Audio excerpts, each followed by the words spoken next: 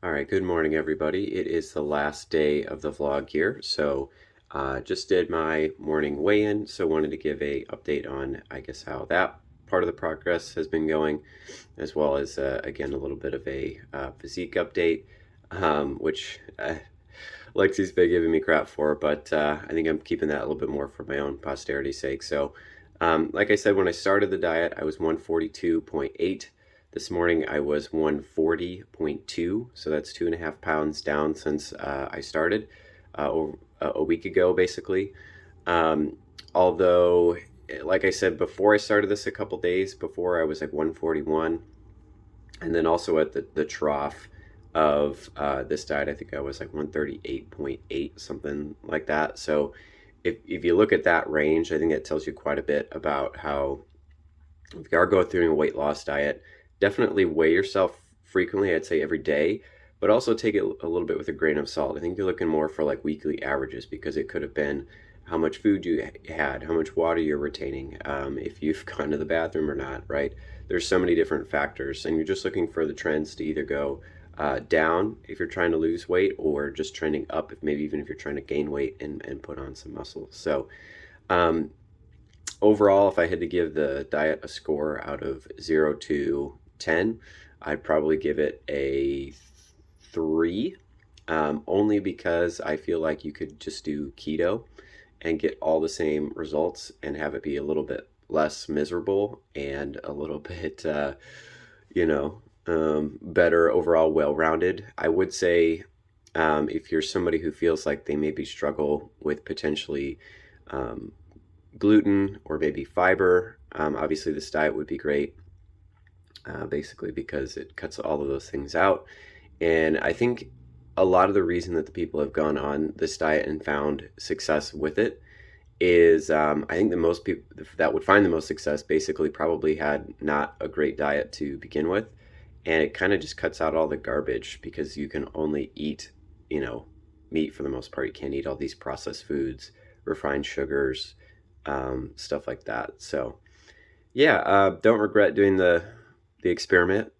We kind of had to, just for a week, for something that we had going on. So or at least a diet very similar to this. So it was nice to be able, I guess, try it out, see if it lived up to the hype. But yeah, at the end of the day, I would say would not recommend doing it to just about anybody.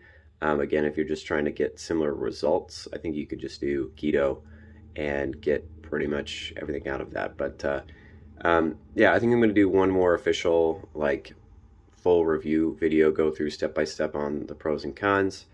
But about to do the physique update in a second, and then today we'll post a little bit about just what we're eating to kind of to wrap things up. If I've got some more thoughts on, uh, I guess the diet and the whole experience, I might chime in on that. Um, but yeah, gonna go to the gym today. Not gonna record that one, just because I already recorded it.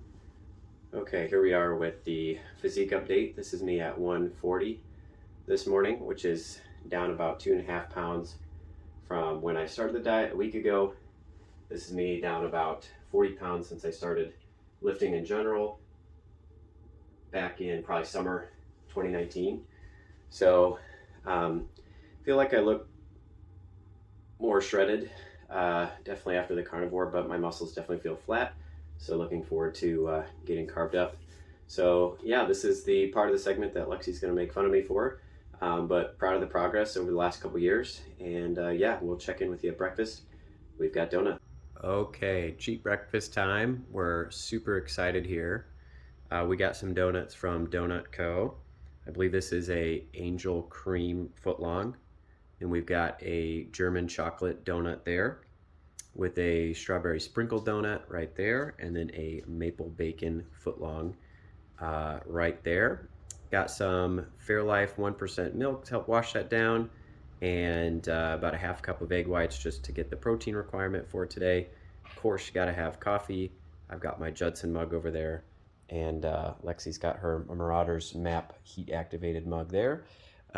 So yeah, super excited for this. I think they're all going to be really, really tasty. Definitely well earned this week. And yeah, gonna dive into this. Okay, here we are at lunch. Wanted to show a little bit more of a what I might call traditional lunch, or what I might eat on a normal course of the week here. So we got some chocolate rice cakes here, which I'm going to use to kind of use as a dip in this mixture, which I've got up here, which is basically 1 scoop of this peanut butter sustained protein blend powder, as well as PB2. This is the first time I've tried PB2, but basically it's powdered peanut butter that has 90% less fat. Tastes about the same to me, so if I can mix that in more often and get a little bit more peanut butter flavor, excited to do that. But then got a little bit of avocado toast here, like a true millennial, with 1 hard-boiled egg over the top, as well as some hot red pepper flakes and a little bit of agave nectar, so a little bit of sweet and spicy. So yeah, looking forward to this lunch and just really excited to be back to a little bit more of a normal diet.